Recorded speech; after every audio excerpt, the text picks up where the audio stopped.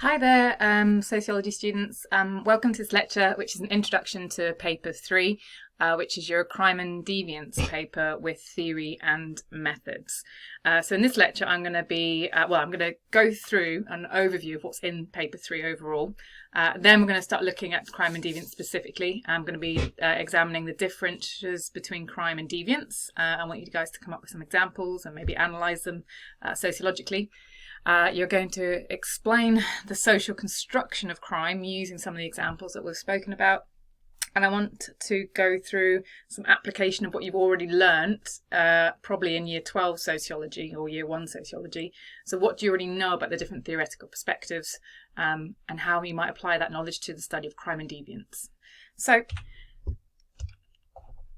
first of all, we're going to have a quick look at paper 3 content. So this looks like a lot, and the reason being is because crime and deviance is quite a huge topic. Sorry, crime and deviance with theory and methods. It's worth 1/3 of your overall A level. Okay, so that's 2/3 of Year 2 content effectively. You will probably have studied education, which is worth 1/3 of your overall A level, and then you will have studied one of your topics, which could have been culture and identity or possibly family, but yeah, culture and identity. And then in Year 2 you will study either beliefs possibly or media, which will be the rest of your topics, and they count for 1/3. And then of course there's crime and deviance with theory and methods, which counts as 1/3. Okay, so that's 3/3, 3 papers. So crime and deviance then, you've got the theories of crime and deviance. Now this topic is huge, okay? We will be studying the theories of crime and deviance for some time. We're going to go through functionalism, neo-functionalism, neo means new functionalism, subcultural theories. Then we'll be looking at Marxism, neo-Marxist ideas, interactionism and labelling theories on crime and deviance, left and right realism, which you might not have come across before, but right realism is similar to aspects of new rightism, which you will be aware of, feminist theories of crime and deviance, and we'll also look somewhat at postmodernism, but that will come in more when we study the media and crime. Then we study sort of group patterns and their experiences of crime, deviance, and with the criminal justice system. So that includes the courts and the police, of course. So the groups we look at will be class, including an examination of power and crime, looking at white-collar crime, which is crimes of the powerful, ethnic groups, patterns of criminality and victimisation, and experience with the police, for example, and also patterns by gender.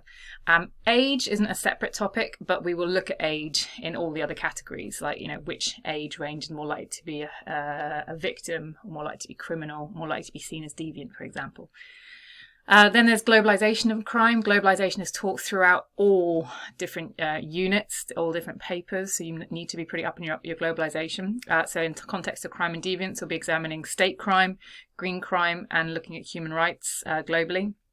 There's also control and punishment society and the study of victimisation. We'll look at control theory in more detail, theories on the role and function of punishment, like why do we bother punishing, what's the role of it, as well as the study of victimology, and like I mentioned before, the media and crime. Okay, we'll examine things like moral panics, postmodernism in a lot more detail, and sort of new crimes that have been facilitated by, if you like, global media and internet developments and what have you, like cybercrime. The other aspect of paper 3 is the theory and methods content. Now this is again quite a substantial part of this paper. You will have already studied, hopefully, quantitative and qualitative research methods and all their variations. So you'll be coming into Year 2 knowing about all these different methods. So you've got the different types of experiments, different types of questionnaires, the different types of interviews, several different types of observations, secondary data, and of course secondary documents. And you'll need to know the strengths and weaknesses of those according to the sort of practical issues, ethical issues, and the theoretical sort of positivism and interpretivism debate, which also comes next. We'll also be studying sociology as a science and examining the debate between sociology and whether it can and will and should be value-free. We will also be looking at the structure versus agency debate, which we touched on at the very beginning of Year 1 or Year 12. And that structure agency debate will feed into sort of the in-depth sociological theoretical perspectives that we will be studying and their major variations. So, for example, Marxism, neo-Marxism and the debates within Marxism, functionalism, same again, the variations within, symbolic interactionism and the several different theories that kind of fall within that umbrella of symbolic interactionism, feminism, there are 4 to 5 main types of feminism, and of course sort of postmodernism, which feeds in also into that debate within the globalization topic coming next. We're going to be looking at globalization. Are we in a modern society or are we actually in a postmodern society? What is the debate going on there? And finally, sociology and social policy. And they will all appear in the theory and method section of the paper. Okay, you will get a 20-mark essay on theory and methods and a 10-mark essay on theory and methods. The rest of the marks, the rest of 50 marks, if I'm right, will come from crime and deviance. So let's have a quick look at crime and deviance in a bit more detail then. First of all, what is the difference between crime and deviance? Well, crime is activities that break the laws set by the justice system. So it's quite easy to define and measure crime because generally police will have maybe detected it, arrested someone, and you'll have some statistics about crime. Deviance, much more difficult to spot, measure because it is really subjective. Deviance is acts that go against norms and values. They are considered antisocial, so they go against the collective consciousness or the value consensus of a society. So what I'd like you to do as we kind of go through the rest of this PowerPoint is plot a little graph like this with sort of socially acceptable at the top and socially unacceptable at the bottom. Okay, and then crime and deviance on your horizontal axes. So crime on the left and deviance on the right. And I'm going to ask you to think whether something is considered criminal. Yep, but also, hang on, is that crime considered acceptable or unacceptable? Because that's actually a bit strange. Some things that are criminal, lots of people do, so actually that would say they're socially acceptable. And also some things that are deviant, some people might say, that's not too bad. But also sometimes deviance might be socially unacceptable, but not actually criminal. So for example, I've got some stuff to do with driving here. So speeding is definitely a crime, so it goes over on the left. However, it's pretty socially acceptable. It's pretty normal. Lots of people speed. So even though it's a crime, it's not considered deviant, which is odd. Whereas drink driving is definitely a crime and it's also socially unacceptable. And I've put it a little bit higher. I haven't put it down to the very bottom of socially unacceptable because I think it varies between which social groups you might be in, whether it's seen as acceptable or not. So, for example, older people might say it's terrible and awful and completely unacceptable, whereas younger people might think, it's a bit more normal. I personally would say it's completely unacceptable, but that's my personal views linked to my characteristics. Then on the deviant side, I was trying to think of things to do with driving. So I said, playing your car stereo really loud would be deviant. It would be abnormal, particularly maybe around school, college, or during the daytime in your quiet neighbourhood. But it's actually fairly well accepted. People don't kind of go out there and scream at you and say, don't do that, because it does tend to happen quite a lot actually. But it is seen as deviant. And then I was trying to think of one for something that is, and this is hard, something that's deviant and socially unacceptable, because most things that are deviant and socially unacceptable are actually criminal. So the one I thought of, and you might be able to think of a better example, was smoking just before children, spelt wrong, get in the car. It is now criminal to smoke when children are in your car. However, if you smoke just before they get in the car, that's not criminal. But I would argue that would be seen as deviant because it's against the norms of society. People would be quite offended to see that. And it's pretty unacceptable because you're obviously putting children in harm's way. Okay, but that was a tough one. Maybe you can think of some others. So as we go through these other examples and I speak to you about them, can you try and plot them on that graph if you can? You don't have to. You can just write down the examples and write some notes about them. That's absolutely fine. I've reminded you of the definitions of crime and deviance at the bottom of each slide. So I'll do these ones in a bit of detail with you. So is it deviant or criminal to wear socks with sandals? Okay. What do you think? Is it deviant to wear socks with sandals? So possibly your age, you would say no. Yes, it is completely deviant. It's completely a fashion faux pas to wear socks with sandals. However, perhaps a grandparent wearing socks with sandals, you might go, oh no, that's perfectly normal. Okay, so that's interesting about deviance. It varies depending on the sort of person that's doing it. So if a young person is like a teenager or sort of young adult is wearing socks or sandals, everyone might take the mick out of them for being deviant. But if a granddad or granny does it, I doubt you're going to slate them for dressing in that way, because that wouldn't be deviant, because lots of older people do wear socks or sandals. It's kind of normal. So age will affect whether something is seen as deviant. I'd like to be aware of that. Your social characteristics will affect whether something's seen as deviant or not. What about smoking marijuana or weed? Is it deviant to smoke marijuana? What do you think? So this is an interesting one for the graph, because not only is it deviant to smoke weed, it's illegal to smoke weed in the UK. It's illegal to possess weed, and yet quite a lot of people do it. So is it considered deviant? Is it considered abnormal? And I don't know, I might argue from my experience of university that it certainly wasn't deviant to smoke weed. Plenty of people smoke weed at university. And if anything, people who refuse and people who said, no, I don't do it, if anything, they were the deviant ones, because they were the odd ones out. They went against the norm. So that's an interesting one, something that is actually illegal but quite normal. And yet, if, I don't know, I walk around the corner and, I don't know, half the senior leadership team of the school were smoking weed, I might think that was extremely deviant and illegal, because actually, they're maybe a bit older and they've got positions of responsibility. I'd be really surprised to see people like that, like a bit older and with positions of responsibility in society smoking weed. Whereas if I did the same and bumped into a bunch of youths, I might not be so surprised, because it's a bit more common amongst that kind of like youth culture. So again, it's age, it can be to do with location, it can be to do with who does it. Of course, if you're in, I don't know, Amsterdam, if you're in certain states in America, it's not even illegal or deviant to smoke marijuana. So actually where you are in the world will affect whether something is seen as deviant or even criminal, which is something to bear in mind. So I've done those two in quite a lot of detail with you. The rest of them I'm going to ask you to think about a bit more. So is it deviant or criminal to live in incredible luxury while some people live in what's known as absolute poverty? And I've picked an image there which I think summarises what's known as sort of global relative deprivation, where you get extreme wealth in some countries pushed up against extreme deprivation, extreme poverty.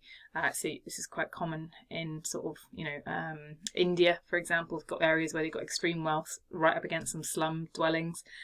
Areas of Latin America got very similar kind of, areas that got huge middle classes and really successful areas, and yet they're sort of right next to areas of extreme poverty. Now, is that deviant? Okay, so is it abnormal? And is it criminal? Is it against the law? So have a think of those definitions. Hopefully, what some of you realise is it's certainly not criminal. In fact, it's completely normal, because we live in a meritocracy. People are expected to work hard and kind of end up in like the luxury side if they have worked hard, and if they're in the poor side, it's because perhaps they haven't worked hard. Well, that's the belief in meritocracy. And actually, the worst possible thing about this globally is this is not even considered deviant. Okay, it's normal to have a relative deprivation because we all believe in the value of meritocracy. So neither of these things, that would not be considered criminal or deviant. Okay, it would be acceptable. What about green hair? Is it deviant or criminal to dye your hair green? So if you think about the definite deviance, acts that goes against norms and values that are considered antisocial. Is it a crime? Probably not a crime. But, this person, if they were in a bank working there, would they be considered deviant? Probably. However, judging by the symbols this person has on them, so using a bit of symbolic interactionism here, we can make a good guess that this person is supporting some sort of sporting event, possibly football. They might be at a football stadium, and if lots of people in that stadium are wearing bright green stuff and maybe have got sprayed their hair or dyed their hair, they're no longer deviant. But like I said, if they go to work on Monday in a bank, they would suddenly be deviant. So your location, your social situation will affect whether something's considered deviant.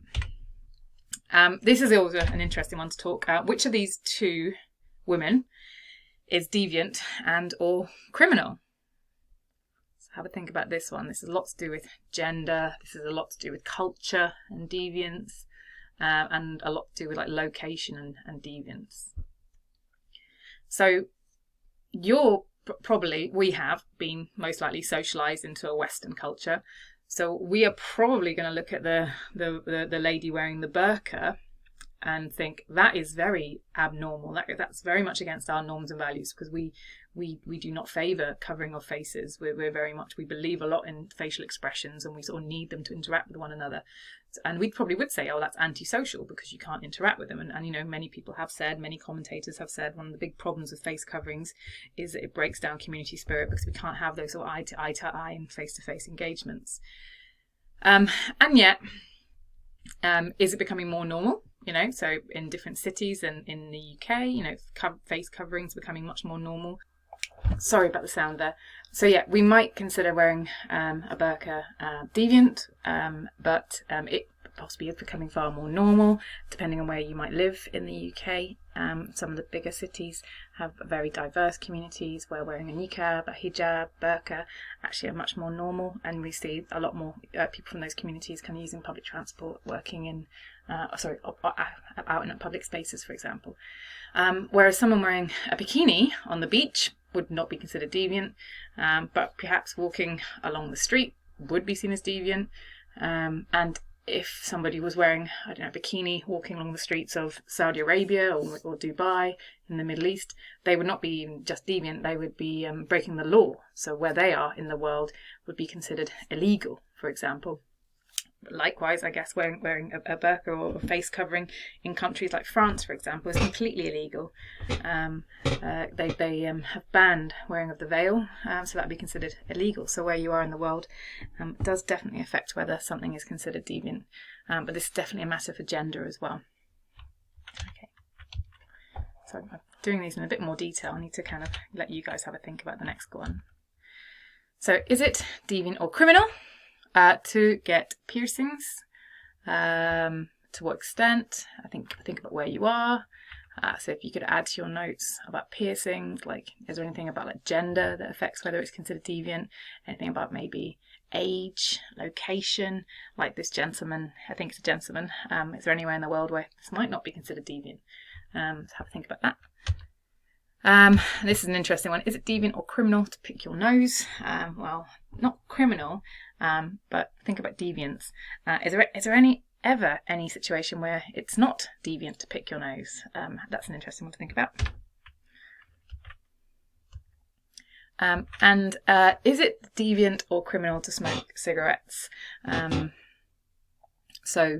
Just for your reference, in 2007 was when the smoking ban in public places came in. So actually, time is a matter here. Smoking cigarettes in bars and restaurants in 2006 would not have been considered illegal at all, but now it would be. But is smoking cigarettes seen as deviant? Is it against social norms? Do you think it's changing? Okay. Is there anything about gender here? What if someone was pregnant?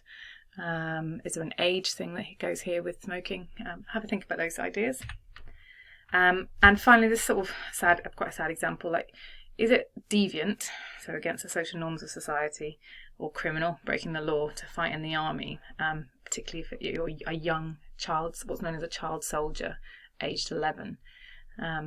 Now, hopefully most of you will look at this and think, of course it is. It's completely deviant, and in the UK it would be criminal to give a firearm to a child.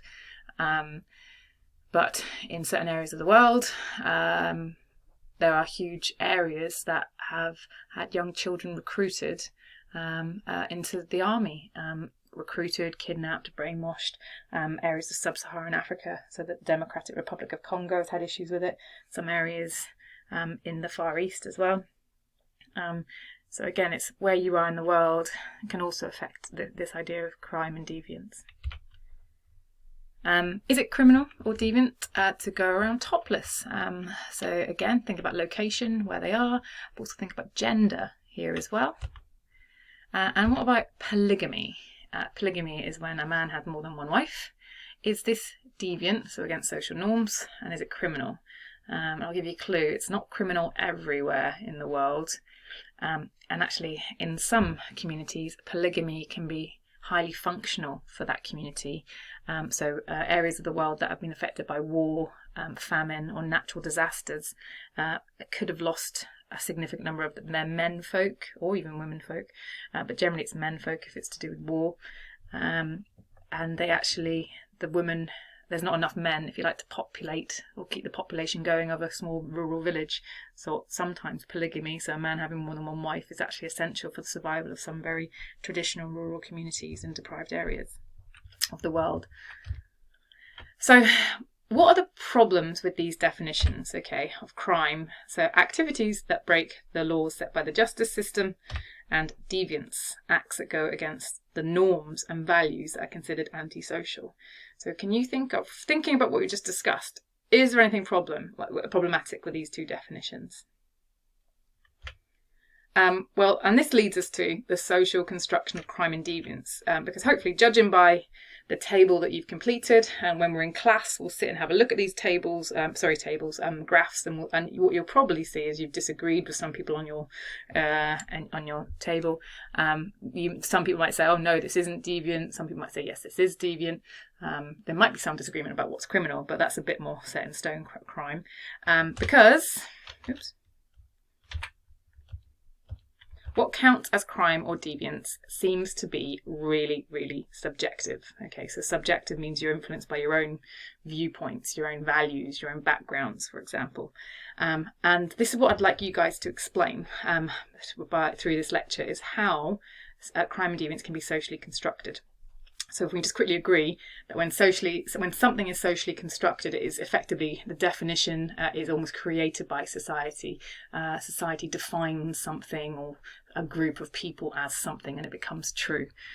So in this case, how can what we see as crime or criminal activity, how on earth can that be socially constructed? So just created by that society. So it depends on a number of factors whether something is considered criminal or deviant. And this is where sociology is very interested. So time, so when in time does something take place? And this is when you look at historical examples and think, oh wow, that was criminal back then and it's not now. Or the other way around, where something might have been completely normal 100 years ago, but now we're like, whoa, that's completely and utterly deviant and definitely illegal. So there are loads of examples like that. So again, that tells us that crime is socially constructed because it's not fixed, it's not universal, it doesn't stay the same. The society and culture that you're in. So, of course, your society and culture will determine the norms and values that you kind of abide by, and therefore that will determine which behaviours are seen as abnormal, so deviant, and if they're extreme enough, they'll also be considered illegal, so society and culture. Your location, so geographical location, global location. It could be even where you are located within the country, whether things are considered criminal or deviant.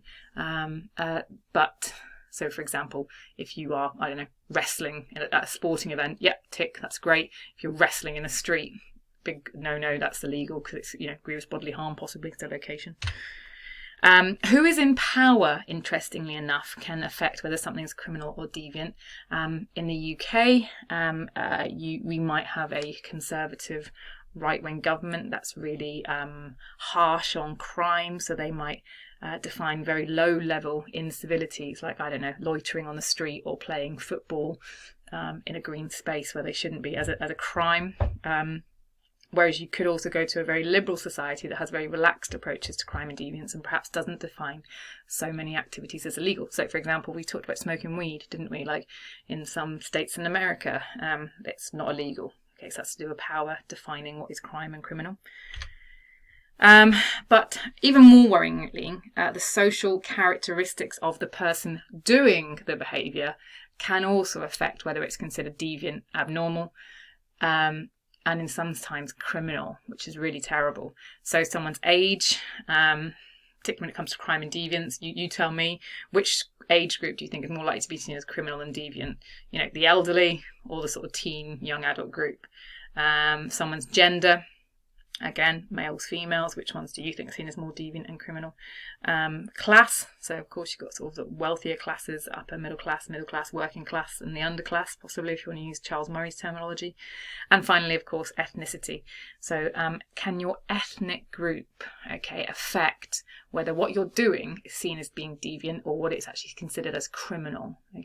And there is a lot of news stories coming from America about how the police very much target, for example, black communities in a very conflict style of policing, where I doubt, and there's not much evidence of them policing the white community in the same way. So there seems to be some elements of institutional racism going on there. or I would say there pretty much definitely is institutional racism going on there, because they are seeing a lot more crime and deviance in those communities than perhaps white communities. So what I'm going to ask you to do is to write a paragraph explaining the social construction of deviance. I want you to do, you can either do it for historical, cultural, or maybe talking about social characteristics of age, race and gender. I do not want you to use the example that I've used here. Okay, and I've done a historical one for you. I'd like you to either choose a different example to illustrate the point, or perhaps talk about cultural, age, race or gender. So the example I've given you is about homosexuality was criminal in the UK until 1967. You could have gone to jail if you were found to have committed a homosexual act until 1967. This proves that what is we consider a crime is socially constructed, as what is considered criminal changes as attitudes in society change over time. So that whole idea of it not being fixed and universal. So cultural, this is a really interesting one. Can you think of something that is or isn't criminal in a British culture compared to another culture or society? And you can also talk about location, like geographical location. So you might have experienced it on holidays. Is there something that is illegal in another country that's normal here? Or is there something that is normal in another society or culture that would be completely illegal here? So use that example to illustrate social construction. And then you can choose either age, race and gender. How can your social group or your social characteristics affect whether your behaviour is considered criminal or deviant? Okay, so what I'd like you to do for the final two slides here is apply what you already know about sociology to the study of crime and deviance. So for these different theories, I would like you to try and make notes about what you think each of these perspectives would have said about crime. So what do you think each perspective might say about the causes of crime? So how do they explain why it happens? And perhaps a discussion of the role of crime, like, when they talk about crime, like, why is it happening? What's the role of crime in society? What do you think these theories might say about who is more likely to commit crime? So is there a particular social group or aspect of society who is more likely to commit such a crime? Just is an interesting one. Like, what do they say about the role of the media in crime? Are they a fan of the media? Do they think the media is accurate? Does it work for certain groups in society? Does it create crime itself, perhaps? What do you think they might say? Does each theory have a solution to crime? Like, how would they say we prevent crime happening? And finally, how do you think each of these perspectives view the criminal justice system, including policing? Well, I definitely want you to comment on policing, but of course there's the courts and prison as well. And the theories I'd like to write about would be functionalism. So just remember functionalism, rose-tinted glasses, but also remember the organic analogy as well, okay, when you're thinking about functionalism. You've got your social action / symbolic interactionist theories that you'll have done a little bit in education, to things like labelling and what have you, but definitely will have studied also in the sort of the culture and identity unit. And then you've also got Marxism, and you should know Marxism pretty well from your studies in year 1 or year 12. And of course then there are also the various feminist theories. So of course you've got your liberal, your radical and your difference feminists, or sometimes known as black feminism. What do you think their views on crime? Big clue there is that they're very interested in, if you like, the disproportionate amount of crime that happens against women by men. But they are also interested in the increase of certain types of crime against men as well. And I'd also like you to make a few brief notes on what do you think the new right's view on crime might be. Okay, thank you. And possibly postmodernism as well. But the new right I'm really interested in, because that's quite close to one of the theories known as right realism that we'll be studying in a lot of detail in year 13. So as well as that activity, I'd like you to complete a table like this, please, and have it ready for class. What can you recall about each of these social groups in education? So what do you think the patterns are? If you think about the patterns in education, then try and apply those ideas to what do you think is going on in crime and deviance, but not just as these groups being criminal, also kind of in terms of them being victims of crime and different types of crimes they might be more likely to be victims of. But when you're thinking about crime, again, what types of crimes they might commit. So of course you've got class there. So I'll give you one aspect of class. Of course, class is there's several different groups you need to talk about here. In terms of educational patterns, we know working class students, particularly boys, more likely to fail in education for a variety of reasons. Thinking about Paul Willis, etc., in his studies. What do you think the patterns are in crime and deviance? Okay, for example, the working class Okay, do you think they're more criminal, less criminal, more likely to be victims, less likely to be victims? And then perhaps have a think about the middle class. You know, we know they tend to do a bit better in education for a variety of reasons, to do with material and cultural capital. But again, what do you think about the middle class? What patterns might you see from them in terms of being criminal? What sorts of crimes might they commit? Do you think they get picked up on by the police? And again, in terms of victimisation, they're more likely to be victims of certain types of crime. Ethnic groups, again, think about the black students or the black community, and black, we will do a lesson on race and what have you. Obviously we've got Afro-Caribbean black, but there's also kind of, if you like, Bangladeshi, Pakistani, we talked about Chinese students as well. So trying to think about those sorts of groups, but also the white ethnic group as well. Okay, as an ethnic group, have a discussion about that and apply that to crime. Age, don't worry about that for education, but what do you think about the patterns are in terms of crime and victimisation by age? So old, young, middle-aged. Don't forget young kids, are they more likely to be victims or criminals? And again, patterns in terms of gender, boys and girls in education, and what's going on in crime, deviance and victimisation. So yeah, please complete those 2 activities. Don't forget to write your paragraph on social construction of crime. Any questions, please get in touch and do make note of anything you're not sure about. And I will see you in class soon to discuss. Thank you.